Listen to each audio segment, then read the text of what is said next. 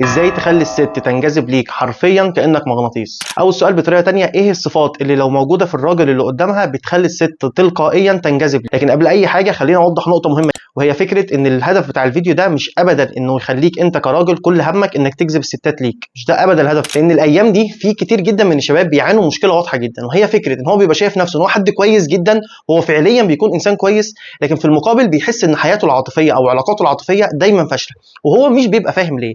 هو بيبقى شايف ان انا بعمل كل حاجه عشان خاطر اللي قدامي والعلاقه تبقى ماشيه صح، لكن في نفس الوقت مفيش اي حاجه من العلاقات العاطفيه دي بتنجح. عشان كده الهدف بتاع الفيديو ده انك انت تبقى فاهم كويس ايه المطلوب منك انت تعمله، وتبقى انت كده عملت اللي عليك. بعد كده اللي قدامك بقى تنجذب ليك ما تنجذبش ليك ده ما يهمكش. انت الهدف بتاعك انك تجذب واحده ليك تكون انسانه كويسه، تكون انسانه سويه، ما تجذبش واحده ليك هي انسانه غير سويه. ولو انت فاكر ان انا في الفيديو ده جاي اقول لك ان الصفات دي هي عباره عن فكره ان انت لازم تعامل الست كويس وتكون حنين معاها قوي وتعمل لها كل حاجه انت عايزها، فانت فاهم غلط تماما. وفي نفس الوقت لو انت فاكر ان انا هقول لك زي الكلام المنتشر جدا في الفيديوهات للاسف الفتره دي، اللي بيتكلم في فكره انك لازم تتجاهلها تماما وما تعملهاش قيمه وما تعملهاش اعتبار وخليك انت مكمل في حياتك وخلاص، برضه انت فاهم غلط. امال ايه هي الصفات دي؟ ده اللي احنا هنتكلم فيه مع بعض النهارده، كيف تجذب النساء كالمغناطيس في بره الصندوق. بس قبل ما نخش في موضوع الفيديو، ما تبخلوش عليا باللايك، لان اللايك بيساعد ان الفيديو ينتشر والقناه بتاعتي تكبر اكتر واكتر. وفي نفس الوقت لو حسيت ان في واحد صاحبك محتاج الفيديو ده، ما تبخلش عليه انك تشيره معاه، لعل وعسى تاخد اجر وثواب انك ساعدته. اول صفه معانا واللي انا بعتبرها هي من اكتر النقط اللي بتخلي الست تنجذب للراجل اللي قدامها، وهي فكره انك انت تتبع اهدافك وتحط اهدافك رقم واحد. يعني في حياتك انت لازم تحط شغلك واهدافك وطموحاتك هي دي رقم واحد في حياتك، رقم واحد واثنين وثلاثه حرفيا، مش رقم واحد واثنين وثلاثه بجد، يعني خليها هي اهم حاجه في حياتك. لازم الست تشوف فيك انت كراجل ان انت بتتبع اهدافك، مش بتتبع اي حاجه تانية. الست بتنجذب جدا للراجل اللي حاطط اهدافه وحاطط طموحاته رقم واحد، بتحب الراجل اللي حاطط هدف قدامه وبيسعى ليه، بعيد عن هو وصل للهدف ده او لا، بس هي بتحب جدا الراجل ده. والحقيقه ان السبب اللي بيخلي الست تنجذب للراجل اللي حاطط اهدافه رقم واحد وبيسعى ورا هدفه، هي الموضوع ليه علاقه شويه بعلم النفس، وهي فكره ان الست بتبقى فاهمه كويس انا لما هرتبط بالراجل انا حرفيا بسلم حياتي ليه، فطالما انا بسلم حياتي للراجل ببقى عايزه اطمن ان انا بسلم حياتي للراجل فعلا هيامن لي حياه كريمه. ولو الراجل اللي انا هرتبط بيه ده مش حاطط شغله رقم واحد، ده معناه ان انا الحياه اللي انا هعيشها كلها في خطر. عشان كده انت لازم تحط اهدافك وشغلك وطموحاتك رقم واحد، بعيدا عن انت حققت الاهداف دي ولا لا. الصفه الثانيه اللي بتخلي الست تنجذب جدا للراجل اللي قدامها هي فكره انك انت تبقى فاهم كويس انت عايز ايه من العلاقه اللي انت داخل فيها. الست بتحب قوي لما تيجي تكلم راجل تبقى فاهمه كده وشايفه ان الراجل ده بجد هو عايز ايه، ما تحسش ان الراجل تايه.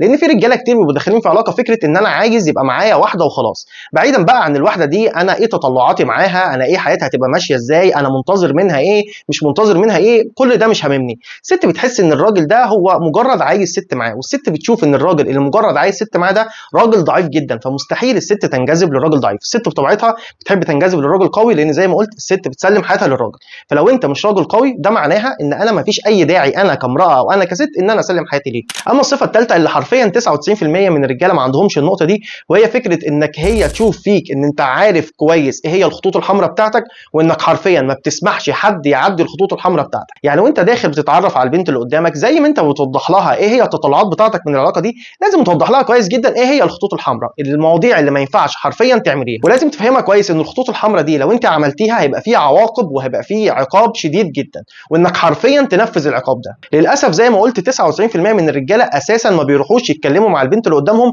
يوضحوا لها ايه هي الخطوط الحمراء دي وايه هي النقط اللي ما بيسمحش بيها مهما ايه حصل، وفي نفس الوقت ما بيوضحلهاش اساسا ايه هي الحاجات اللي بتضايقه.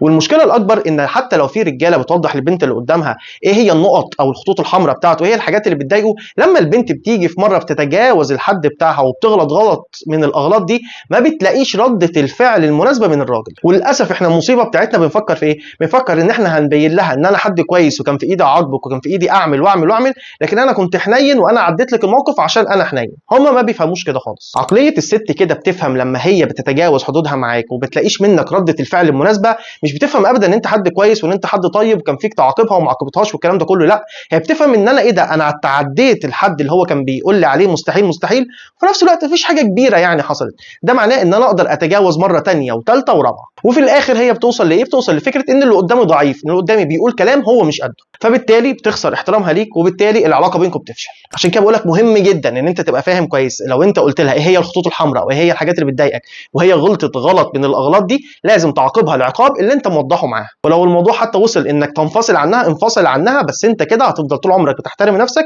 وفي عينيها هي فاهمه كويس ان انا كان معايا راجل.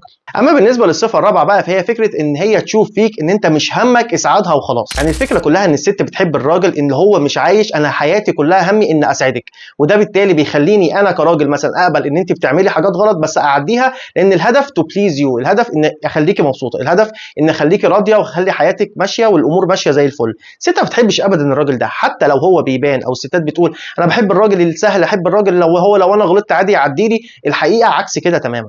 الست بتنجذب جدا للراجل اللي لما هي بتعمل تصرف معين او بتقول راي معين، الراي ده مش ماشي على رايه، ان هو يقول لها لا كلامك مش عاجبني والراي ده انا مش موافقه. مش فكره الرجاله المنتشره الايام دي اللي هو فكره خلاص خليني اعدي وخليني اقول لها وكلامك جميل وكلامك صح عشان خاطر اخليها مبسوطه. الست في الحقيقه ما بتنجذبش ابدا لاثنين ثلاثه، الست بتنجذب للراجل اللي عنده راي ثلاثه، لان زي ما قلت في الاول الفكره بتنحصر في موضوع ان الست بتحب تحس انها مع راجل، لان انا بقدم حياتي كلها في ايد الراجل ده، فلازم يبقى الراجل اللي معايا ده قوي وواقف عند رايه. مش معناها ان هو يتعامل معايا بقله ادب، مش معناها ان هو يتطاول عليا، بس في نفس الوقت معناها ان هو لو طلع مني تصرف او قلت راي مش عاجبه، ان هو يقول لي التصرف ده مش عاجبه. ساعتها انا بحس انها فعليا مع راجل فاهم كويس وبيتكلم بكل حق وبيتكلم بكل انترنت. اما الصفه الخامسه والاخيره، وهي صفه غريبه جدا، ان الست بتحب جدا وبتنجذب جدا للراجل اللي بيشاركها مشاكله الشخصيه وهمومه اثنين ثلاثه. يعني الست بتنجذب جدا للراجل اللي لما بيكون متضايق او عنده مشكله عاطفيه او عنده مشكله في شغله او عنده مشكله مع اي حد حواليه، انه يجي لها ويوضح لها قد ايه ان هو متضايق، ويبين لها الجانب العاطفي اللي عنده، ويبين لها الضغط. واحد اثنين ثلاثه. وبالتبعيه ده بيخلي الست تنجذب جدا للراجل، تحس انها حرفيا معاها راجل بكل الصفات الاربعه اللي احنا قلناها في الاول، لكن في نفس الوقت هو انسان. وعلى النقيض تماما، الست ما بتنجذبش ابدا للراجل اللي هو مهما كان متضايق وعنده ضغوطات ما بيشكلهاش ولا بيحكي لها اي حاجه، لانها بتحس حرفيا ان انا ماليش اي دور في حياتك. وفي نفس الوقت بتحس ان الراجل ده عايش في وادي وهي عايشه في وادي تاني تماما، فهي بتحس بعدم الامان في فكره انها مش جزء من حياه الراجل ده. دول كانوا الصفات الخمسه اللي كانوا لازم يبقوا موجودين فيك انت كراجل، ولو حرفيا موجوده فيك الصفات الخمسه، الستات هتنجذب ليك فعليا كانك مغناطيس. ده كان الفيديو بتاعنا النهارده، اتمنى يا رب يكون الفيديو مفيد، وزي ما قلت في اول الفيديو ما تنسوش اللايك والسبسكرايب، ولو لقيتوا الفيديو مفيد شيروه مع صحابكم لعل وعسى تاخدوا اجر وثواب ان انتوا ساعدتوا الشخص ده. ولو انتوا حابين تعرفوا اكتر عن ازاي الست بتفكر او كيف تفكر المراه، فشوفوا الفيديو اللي طالع قدامكم ده. السلام عليكم.